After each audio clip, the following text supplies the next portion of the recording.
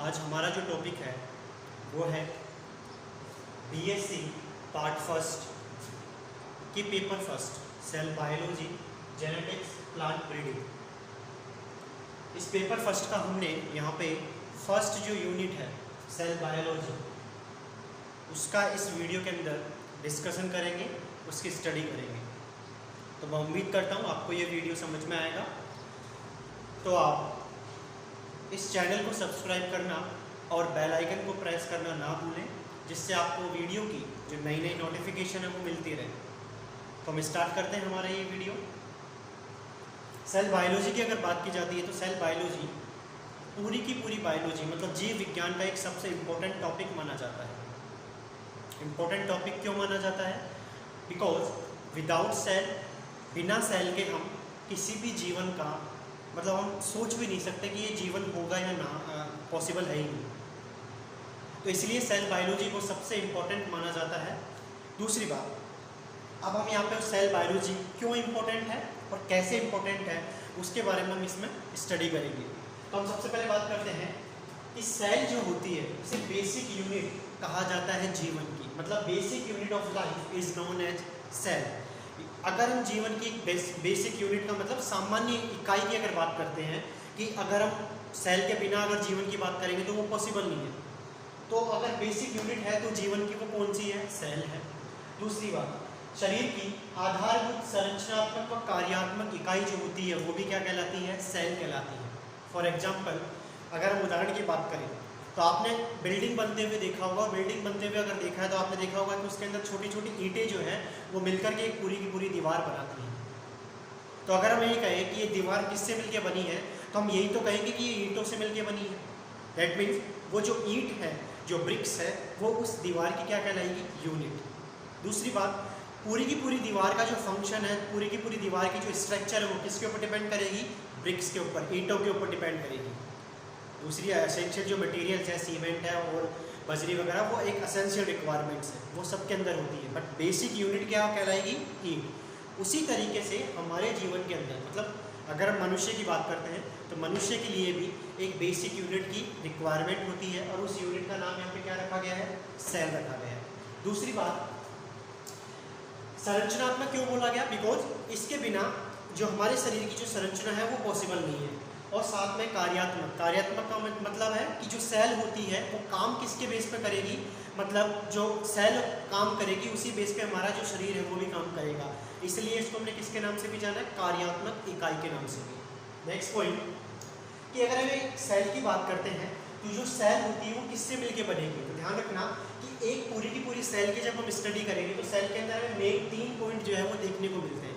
वैसे बहुत सारे पॉइंट्स होंगे बट मेनली 3 पॉइंट जो है वो हमें याद रखने हैं कि एक तो उसमें देखने को मिलेगा हमें कोशिका झिल्ली, दूसरा हमें देखने को मिलेगा कोशिका द्रव्य और तीसरा हमें देखने को मिलता है आनुवंशिक पदार्थ। दूसरी बात, कोशिका झिल्ली क्या होती है इसके बारे में हम डिटेल से स्टडी करेंगे। अभी केवल आप इतना सा याद रखें, झिल्ली का सीधा सा मतलब है एक पतली सी संरचना होगी। पतली सी संरचना होगी जो कि कोशिका को चारों तरफ से आवृत करेगी, घेरेगी, उसको कवर्ड करेगी। दूसरी बात, कोशिका द्रव्य, तो इसे भी आप ऐसे याद रखेंगे कि द्रव्य का सीधा सा मतलब होता है लिक्विड, मतलब पानी के जैसा पदार्थ।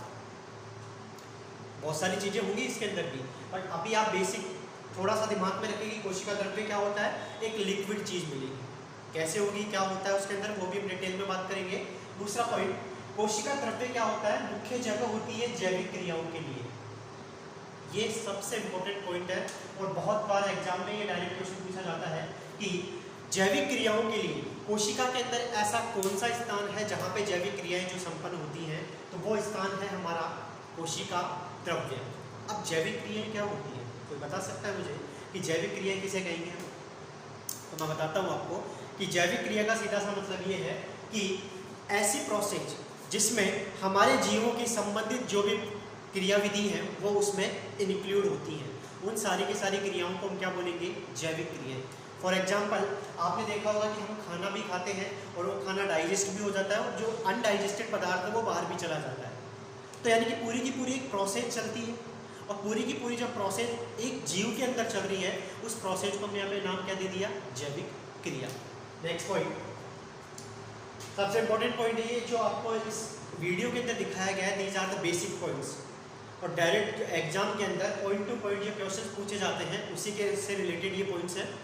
तो नेक्स्ट पॉइंट हमारा ये है कि कोशिका की संरचना का जो अध्ययन है उसे हम किसके नाम से जानते हैं, तो उसे हम कहते हैं cytology. Students, cytology is a branch in which we can study the structure of cell.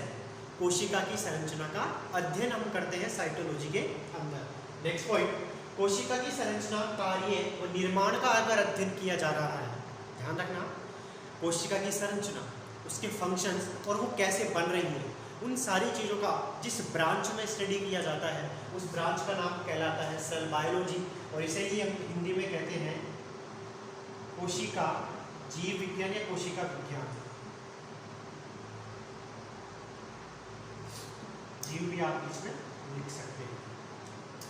यानी कि सेल बायोलॉजी और साइटोलॉजी के अंदर थोड़ा सा डिफरेंस है। क्या कि अगर हम केवल सेल की कोशिका की संरचना की अगर बात करते हैं तो वो ब्रांच क्या कहलाएगी, साइटोलॉजी की। लेकिन हम संरचना के साथ साथ उसके कार्य, उसके निर्माण की भी अगर स्टडी करते हैं तो उसे हम क्या बोलेंगे, सेल बायोलॉजी।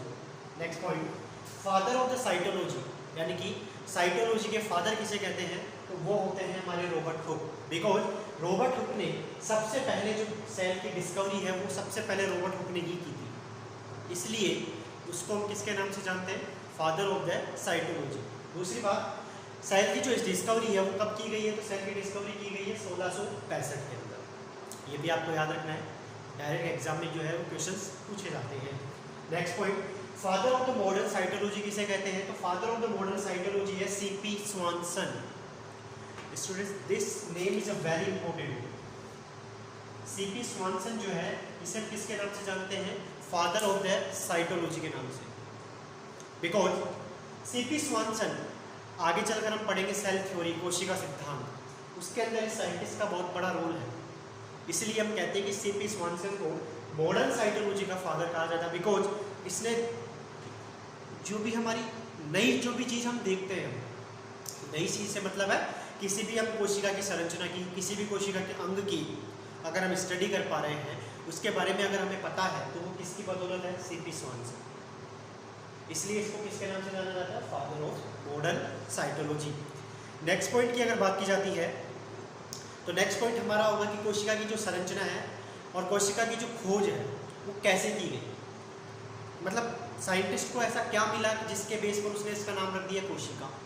तो हम बात करते हैं नेक्स्ट पॉइंट के अंदर, आप बने रहिए इस वीडियो के अंदर।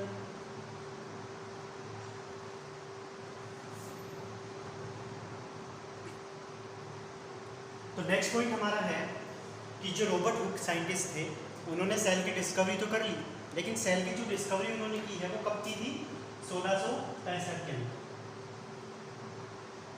दैट मीन्स 1665 में सबसे पहले सेल की डिस्कवरी रॉबर्ट हुक ने कर ली, लेकिन किस पदार्थ से या किस ऐसी चीज़ से उन्होंने इसकी डिस्कवरी की, तो हम सबसे पहले बताते हैं कि रॉबर्ट हुक ने बार्क का सीधा सा मतलब होता है, आपने पेड़ देखा होगा, एक नॉर्मल पेड़, कोई सा भी आपको जो दैनिक जीवन में आपको जो दिखाई देता है, उस बार्क की आपने मतलब पेड़ की आपने जो छाल देखी होगी, हम एग्जाम्पल लेते हैं यहाँ पर नीम का, आपने जो नीम की जो बाहर की तरफ जो लेयर है वो कभी कभार हमारे कभी मच्छर वच्छर काट जाते हैं, कभी हम उसको घिस के लगा लेते हैं, तो जो बार्क होती है मतलब जो छाल होती है, उस छाल को इसने माइक्रोस्कोप के अंदर उसकी स्टडी की, मतलब ये देख रहा था ऐसे ही, छाल को इसने क्या किया, माइक्रोस्कोप के अंदर लगाया और उसने देखा, तो इसको क्या दिखाई दिया, छोटे छोटे स्पेस दिखाई दिए, मतलब खाली जगह इसको दिखाई दी,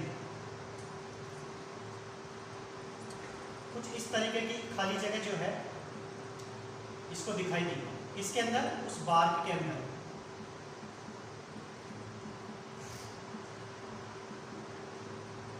तो ये खाली जो स्पेस इसको दिखा, इस खाली स्पेस को देखने के बाद में इससे क्या बोला उसको, तुरंत खाली जगह या स्पेस, इसने क्या बोल दिया उसको, स्पेस। लेकिन अब इसको क्या किया है, इसने सबसे पहले उस चीज़ की डिस्कवरी की थी, तो अब इसको एक अच्छा सा नाम भी तो रखना था, इसीलिए इसने क्या किया, इस खाली जगह को क्या नाम दे दिया, सेल। अब ध्यान रखना स्टूडेंट्स, आपको पता होगा साइंस के अंदर जो ज़्यादातर जो शब्द होते हैं वो ग्रीक भाषा से लिए जाते हैं, तो सेल जो है वो भी एक ग्रीक शब्द से ही मिलके बना है, जिसका अगर हम देखें तो आप आगे पढ़ेंगे सेल थ्योरी के अंदर, तो सेलुला बोलते हैं इसको, वैसे इस हम खाली जगह को क्या बोलते हैं, सेलुला, और सेलुला का भी मतलब यही होता है स्पेस, फ्री स्पेस। इसलिए अब सेलुला तो अच्छा नहीं लगता, तो साइंटिस्टों ने क्या कर दिया, इस ग्रीक भाषा को थोड़ा सा मॉडिफाइड कर दिया, और थोड़ा सा मॉडिफाइड करके इन्होंने क्या बोल दिया, सेल को, सेलुला को सेल। लेकिन दिमाग यहाँ से थोड़ा सा अपने को लगाना पड़ेगा क्या, कि इसने सेल की जो स्टडी की है वो किसके अंदर की है, एक छाल के अंदर, या यूँ कहें कि जो छाल होती है, जो बार्क होती है, वो क्या होती है, एक तरीके से मरी हुई कोशिकाएं होती हैं। क्योंकि आपने देखा होगा अगर नीम के पेड़ के बाहर की तरफ जो तने के ऊपर जो खुरदरी सी जो चीज़ें होती हैं, वो या तो टाइम के साथ अपने आप झड़ जाती हैं, या कभी कभार हम भी अपने हाथों से उसको हटा देते हैं, मतलब है तो खराब ही, वो एक तरीके से डेड सेल्स है। तो यहाँ से थोड़ा सा पॉइंट हमारे को यहाँ पे लगाना है कि इसने डिस्कवरी तो कर ली, लेकिन वो डिस्कवरी क्या कौन सी हुई, सेल की हुई, नो डाउट, लेकिन किस सेल की मानी जाएगी, डेड सेल, मरी हुई कोशिका, बिकॉज इसने जो डिस्कवरी की है वो मरी हुई कोशिका में की है। क्लियर बात यहाँ पे। तो अगर आपसे क्वेश्चन पूछा जाता है कि पहली पादप कोशिका की खोज किसने की, तो रॉबर्ट हुक ने। पहली कोशिका की खोज किसने की, तो भी रॉबर्ट हुक आएगा, और पहली मरी हुई कोशिका की खोज किसने की, तो भी रॉबर्ट हुक आएगा। क्लियर बात यहाँ पे। दूसरी बात, कभी कभार क्वेश्चन पूछ लिया जाता है कि इसने जो डिस्कवरी की है वो बार्क जो है वो कौन सी बार्क थी, मतलब किस बार्क के अंदर इसने डिस्कवरी की, तो क्यूरेका सुबेर एक प्लांट का नाम है। इसकी जो बार्क होती है वो बहुत ज़्यादा कॉमर्शियली, मतलब इंडस्ट्री लेवल के ऊपर इसका उत्पादन होता है। तो क्यूरेका सुबेर एक ओक ट्री है, इसका सामान्य नाम है, उसके अंदर इसने डिस्कवरी की। दूसरी बात, ये तो हो गई हमारी प्लांट सेल की बात, लेकिन सेल तो एनिमल्स में भी तो मिलती है, मतलब हमारे अंदर भी तो मिलती है। तो क्या हम प्लांट के ऊपर ही रहेंगे क्या सारे दिन भर, नहीं। तो एक बात सीधी सी है कि अगर कोई साइंटिस्ट या अगर हम कुछ इनिशिएटिव, कुछ आरंभ करते हैं, तो हो सकता है हमारे से कुछ मिस्टेक हो जाए, हो सकता है कि हम कभी कभार जल्दबाजी के अंदर कोई मिस्टेक कर दें, लेकिन हमारे बाद में जो भी आएगा वो उस हमने जो काम किया उसको पहली बात तो पढ़ेगा, पढ़ करके उसके अंदर कोई भी मॉडिफिकेशन होंगे तो वो करेगा, देन उसके बाद में जो अप्लाई होगा वो नया कुछ अप्लाई करेगा। तो यही प्रोसेस हो क्या कि पहली मरी हुई कोशिका की खोज तो कर दी रॉबर्ट हुक ने, लेकिन नया जो क्रेडिट मिला वो एक नए साइंटिस्ट, जिसका नाम है Antony von Leeuwenhoek. Antony von Leeuwenhoek की अगर बात की जाती है तो इन्होंने पहली जीवित कोशिका की खोज की, और ये पहली जीवित कोशिका इन्होंने देखी थी एनिमल के अंदर। इसलिए एक नया क्वेश्चन और बन जाता है कि पहली एनिमल कोशिका की खोज किसने की, तो वो भी एंटनी वॉन ल्यूवेनहॉक ने की। पहली जीवित कोशिका की खोज किसने की, तो वो भी एंटनी वॉन ल्यूवेनहॉक ने की। क्लियर बात यहाँ पे। अगर फिर भी आपको कोई डाउट रह जाते हैं तो एक बार आप इस वीडियो को थोड़ा सा स्लो करके एक बार वापस देख लें। हो सकता है कि मैं थोड़ा सा स्पीड में, फ्लो में कोई पॉइंट जो है वो मिस रह जाए, लेकिन आप इस वीडियो को कंटिन्यू के साथ देखते रहें। तो ये तो था हमारा डिस्कवरी के बारे में कि रॉबर्ट हुक ने इसकी डिस्कवरी किसके अंदर की, कैसे की। अब हम बात करते हैं हमारा सबसे most important topic, most interesting topic, मतलब सबसे अच्छा टॉपिक माना जाता है उसको। कोई बता सकता है क्या होगा वो अच्छा टॉपिक? वो अच्छा टॉपिक है हमारा सेल बायोलॉजी। और सेल बायोलॉजी की अगर बात की जाती है तो उसके अंदर भी टॉपिक हमारा है सेल थ्योरी, यानी कि कोशिका सिद्धांत। तो स्टूडेंट्स, सेल थ्योरी की अगर बात की जाती है तो सेल थ्योरी सीधी सी बात है, आपको मैंने पहले भी बताया होगा कभी कि साइंस के अंदर जो डेफिनेशंस होती है, जो परिभाषाएं होती हैं, वो क्या होती है, हमेशा शब्द से ही ली जाती है। शब्द से मतलब जो आपको दिखेगा। तो सेल थ्योरी की अगर बात की जाती है तो सेल थ्योरी के अंदर मेन जो शब्द है वो तो सेल ही है, थ्योरी तो हमने लगाया है बाद में। यानी कि सेल थ्योरी हमें क्या बताएगी, तो सेल थ्योरी हमें बताएगी कि सेल कैसे आई, सेल का काम क्या है, और सेल से क्या बनता है। क्लियर बात है आपको? यानी कि पूरी की पूरी चीज़ें जो सेल से रिलेटेड हैं वो इसके अंदर बताई गई हैं सेल थ्योरी के अंदर। बहुत अच्छा टॉपिक है ये सेल थ्योरी, तो आप बने रहिए इस वीडियो के अंदर। सेल थ्योरी हम देखते हैं हमारा अगला पॉइंट।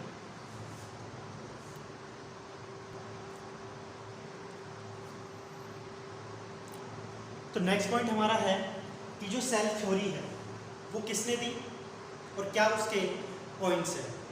तो सेल थ्योरी की अगर बात की जाती है तो सेल थ्योरी का सीधा से मतलब होता है कि एक ऐसा सिद्धांत जो हमें कोशिका के बारे में बताएगा। तो सेल थ्योरी के अनुसार सभी जीवित जीव कोशिका व कोशिका के उत्पाद से मिलकर बने होते हैं। सबसे इंपॉर्टेंट पॉइंट, मतलब सेल थ्योरी अगर हम बात करें तो सेल थ्योरी क्या है? तो सेल थ्योरी का सीधा सा मतलब है कि सभी जीवित जीव कोशिका व कोशिका के उत्पाद से मिलकर बने होते हैं। इसी को क्या बोला गया है? कोशिका सिद्धांत। स्टूडेंट्स ध्यान रखना, ये जो वीडियो के अंदर आपको जो नोट्स एक तरीके से प्रोवाइड हो रहे हैं, ये बिल्कुल पॉइंट टू पॉइंट नोट्स हैं। अगर आप इनको भी एज इट इज अगर याद रख लेते हैं तो मैं गारंटी के साथ कहता हूँ आपके कहीं भी नंबर नहीं कट पाएंगे। तो आप इस वीडियो को बहुत इत्मीनान से देखिए, मज़ा आएगा इस वीडियो के अंदर। बिकॉज ये सेल बायोलॉजी है और सेल बायोलॉजी सबसे अच्छा टॉपिक माना जाता है क्योंकि इट इज़ ईजी, सबसे सरल टॉपिक है ये। तो पहला हमारा जो पॉइंट है वो कंप्लीट हो गया कि सेल थ्योरी क्या है। तो सेल थ्योरी सभी जीवित जीवों के बारे में बताती है कि सभी जीवित जीव कोशिका व कोशिका के उत्पाद से मिलकर बने होते हैं। सेल थ्योरी दी किसने है, मतलब कौन से ऐसे वैज्ञानिक है जिन्होंने सेल थ्योरी दी? तो पहला वैज्ञानिक का नाम है एम स्लाइडेन।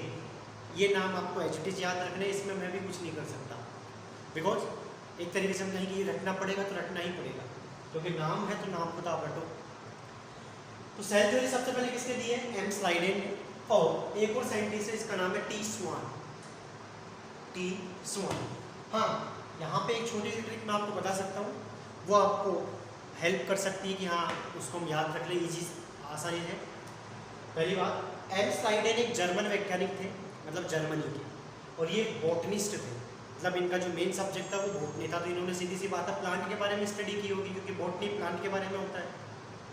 तो इन्होंने 1838 के अंदर अपने पॉइंट्स रखे। वो पॉइंट्स क्या है वो भी आपको मैं बताऊंगा। इसके बाद में जो अनदर साइंटिस्ट थे टी स्वान, इन्होंने ब्रिटिश साइंटिस्ट थे, ये ब्रिटेन के थे जिन्होंने हमारे ऊपर राज किया था अंग्रेजों ने, और ये जूलॉजिस्ट थे, प्राणी शास्त्री इनको कह सकते हैं। इन्होंने 1839 में 1839 के अंदर इन्होंने इसके एक्सप्लेन किया। मैंने आपको कहा था एक छोटी सी ट्रिक मैं आपको बता सकता हूँ। स्वान की अगर बात की जाती है, स्वान को वैसे बोलना नहीं चाहिए, स्वान को संस्कृत में आपको पता होगा तो क्या कहते हैं? कुत्ता कहते हैं। सीधी सी बात है, एनिमल। यहाँ पे हम किसी के बारे में मजाक नहीं कर रहे, एक ट्रिक मैं आपको बता रहा हूँ। स्वान का सीधा सा अर्थ होता है संस्कृत के अंदर कुत्ता। इसका मतलब टी स्वान एनिमल्स के से रिलेटेड है। स्वान अगर एनिमल से रिलेटेड है दैट मीन्स ये क्या है? जूलॉजिस्ट। तो अगर आप टी स्वान के बारे में भी लिखते हैं तो आप तुरंत याद रख सकते हैं कि हाँ ये जूलॉजिस्ट है, प्राणी शास्त्र से। क्लियर बात यहाँ पे? तो अब हम बात करते हैं कि एम स्लाइडेन ने क्या बोला। तो एम स्लाइडेन सीधी सी बात है प्लांट के बारे में ही इन्होंने कुछ बोला होगा। तो इन्होंने क्या बोला है कि सभी पादप, ध्यान रखना, इन्होंने क्या बोला है? सभी पादप विभिन्न प्रकार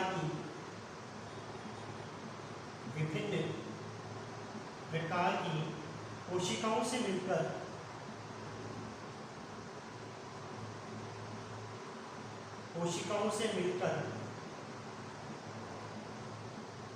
बने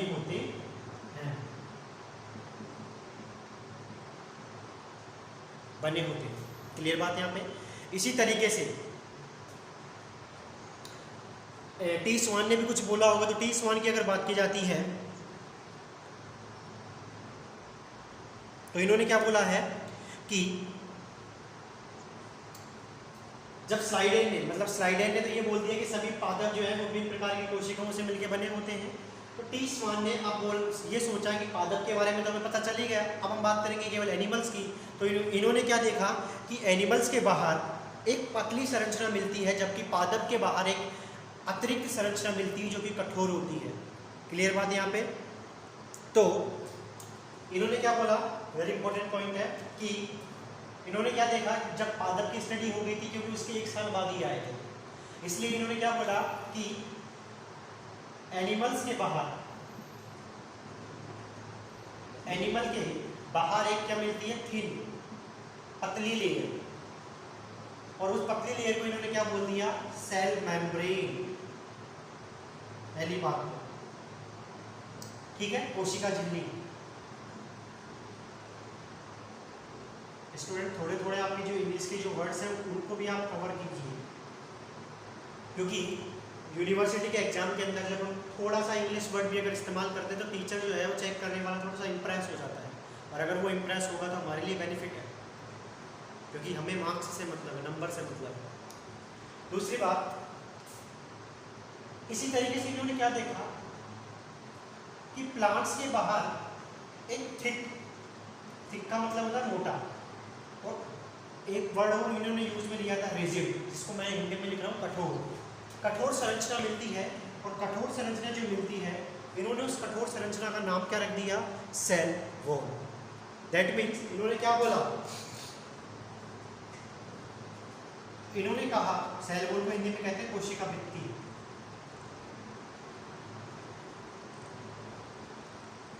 तो इन्होंने क्या कहा, जब स्लाइडेन ने अपनी सारी चीजें बता दी थी, तो उसके बाद में 1 साल बाद ये आए, तो इन्होंने क्या बताया कि एनिमल्स के बाहर तो एक पतली संरचना मिलती है, और उस पतली संरचना को हमने क्या बोल दिया, कोशिका झिल्ली, और प्लांट्स के बाद कठोर संरचना मिलती है जिसको हम क्या बोलते हैं, सेल वॉल। तो इन्होंने क्या बोला कि कहीं ना कहीं एनिमल और प्लांट्स दोनों के दोनों क्या होते हैं, कोशिका और कोशिका के उत्पाद से मिलकर बने होते हैं। यानी कि इन्होंने लास्ट में क्या एक लाइन दे दी जो कि सबसे इंपॉर्टेंट है, और सबसे इंपॉर्टेंट क्या है कि एनिमल एंड प्लांट सभी कोशिका एवं कोशिका के उत्पाद से मिलकर बने होते हैं। और इन दोनों लाइनों को मिलाकर के ही ये सेल थ्योरी दी गई। क्लियर बात यहाँ पे? तो अगर आपसे सेल थ्योरी के बारे में कुछ पूछा जाता है तो आप यही बताएंगे कि सभी जीवित जीव कोशिका और कोशिका के उत्पाद से मिलकर बने होते हैं। इसे 2 अलग अलग वैज्ञानिकों ने दिया। इसमें स्लाइडेन के बारे में आप ये लिखेंगे और स्वान के बारे में ये। कोई मुझे बता सकता है कि ये सेल थ्योरी क्या सही है, मतलब इसकी कोई कमी है या नहीं है? कोई बता सकता है मुझे? तो अगर इसकी कमी की बात की जाती है तो एक सबसे बड़ी कमी रह गई, और इसी वजह से सेल थ्योरी जो है एक तरीके से कहेगी ये फ्लॉप भी मानी गई है। कैसे? तो देखते हैं कि इसका जो ड्रॉबैक है, ड्रॉबैक बोलते हैं या कमी, वो क्या है कि नई कोशिका कहां से आई? क्या कमी रह गई? ये सबसे इंपॉर्टेंट पॉइंट है, ध्यान रखना स्टूडेंट्स। जब भी कोई साइंटिस्ट किसी के बारे में एक्सप्लेन करता है तो उसे बहुत सारे अपने से सीनियर साइंटिस्टों को समझाना पड़ता है, और सीनियर साइंटिस्टों को समझाना ऐसे ही नहीं है, बिकॉज सीनियर साइंटिस्ट जो हैं वो पूरी बाल की खाल निकालते हैं। कैसे? कि ये कैसे हुआ, क्यों नहीं हुआ, इसके आगे क्यों नहीं हुआ, सब चीज़। तो इसी तरीके से इन दोनों ने काम बहुत अच्छा किया, लेकिन ये काम थोड़ा सा सक्सेस नहीं हो पाया, बिकॉज ये नहीं बता पाए कि ये जो कोशिका वर्ड है ये बार बार में इस्तेमाल कर रहे हैं, कोशिका आई कहाँ से है। मैंने कहा कि ये एक कोशिका है। क्लियर बात है? मैं ये कह रहा हूँ कि इसी से मिलकर सब चीज़ बन गई, ये मेरे समझ में आ गया। बट मैं नया भी तो कुछ लेके आऊँगा, मतलब क्या इस पूरी की पूरी पृथ्वी के ऊपर केवल एक ही पैन है? नहीं ना, दूसरा भी तो है। तो ये दूसरा कहाँ से आ गया, ये एक्सप्लेन नहीं कर पाए। क्लियर बात यहाँ पे? तो ये इनकी कमी रह गई। तो कोशिका सिद्धांत की कमी के अंदर सबसे इंपॉर्टेंट कमी क्या मानी जाती है कि नई कोशिका कहाँ से है। तो इसको नोट कर लीजिए हम एक बार।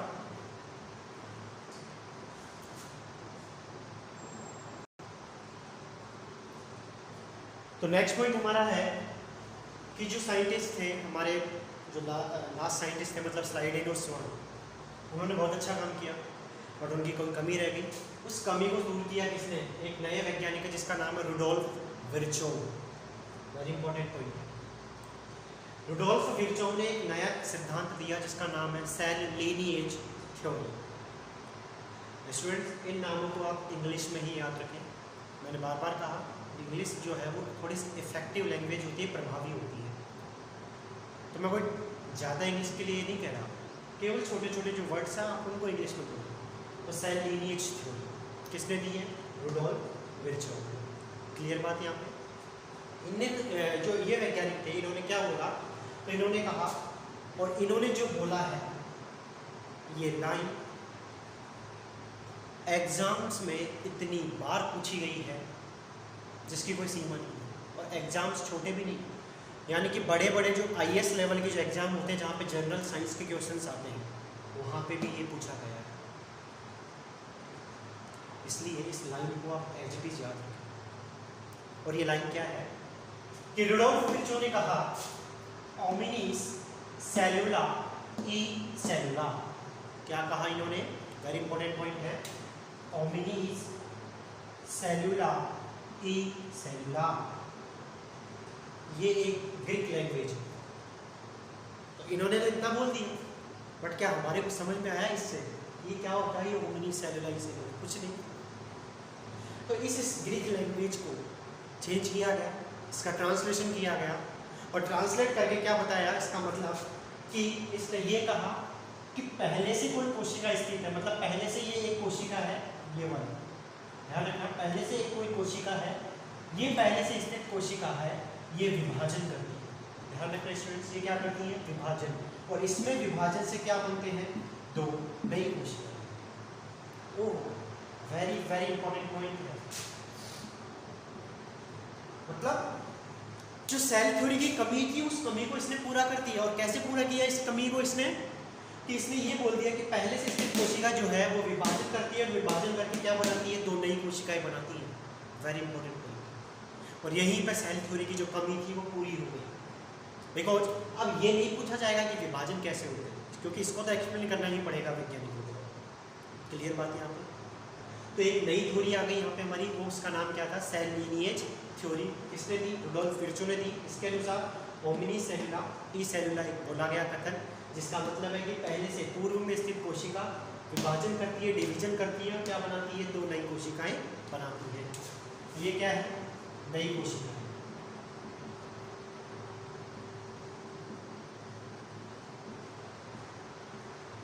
क्लियर बात यहाँ पे? तो यहाँ पे हमारी सेल थ्योरी और सेल लीनिएज थ्योरी जो है वो कंप्लीट होती है। अब इन दोनों थ्योरी को मिला करके एक नया नाम दिया गया, उसका नाम है मॉडर्न सेल थ्योरी, आधुनिक कोशिका सिद्धांत। क्या है वो हम देखते हैं, हमारा लास्ट पॉइंट है इस वीडियो का।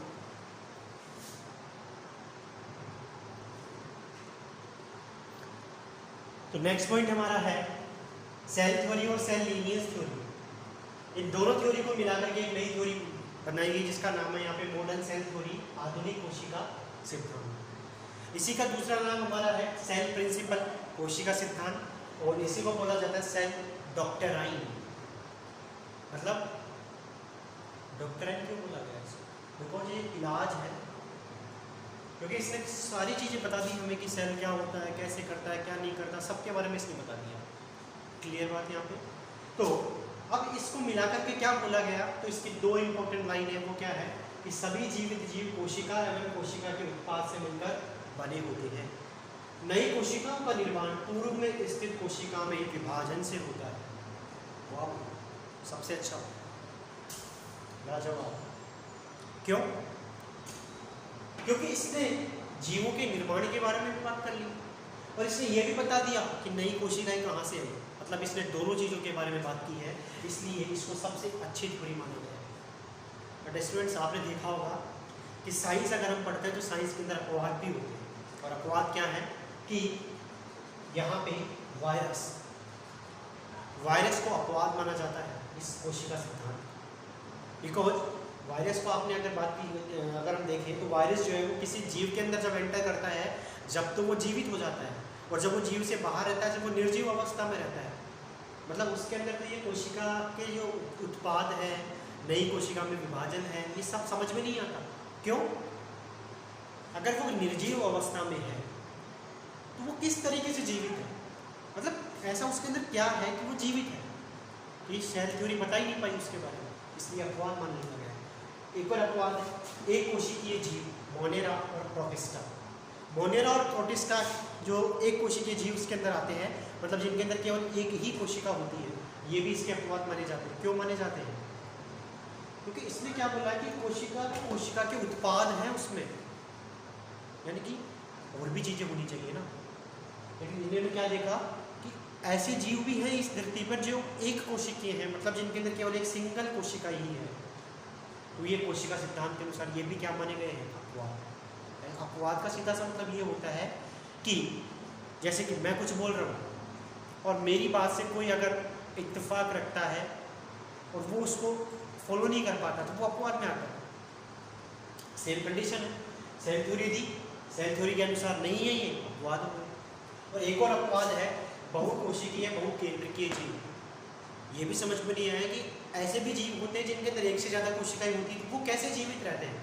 दूसरी बात, एक से ज़्यादा कोशिका होने के बाद में भी उनके अंदर एक से ज़्यादा केंद्रक भी हमें देखने को मिलते हैं, तो वो किस प्रकार जीवित रहते हैं, ये कोशिका सिद्धांत उसको नहीं बता पाया।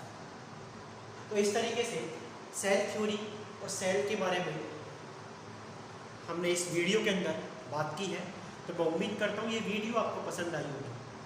अगर ये वीडियो आपको पसंद आई है तो इस चैनल को सब्सक्राइब करें और बेल आइकन को ज़रूर प्रेस कर लें, जिससे जो नई नई वीडियोज़ है उसकी नोटिफिकेशन आपको टाइम से मिलती रहे। थैंक यू फ्रेंड्स इस वीडियो को देखने के लिए। आप नोट कर सकते हैं इसे।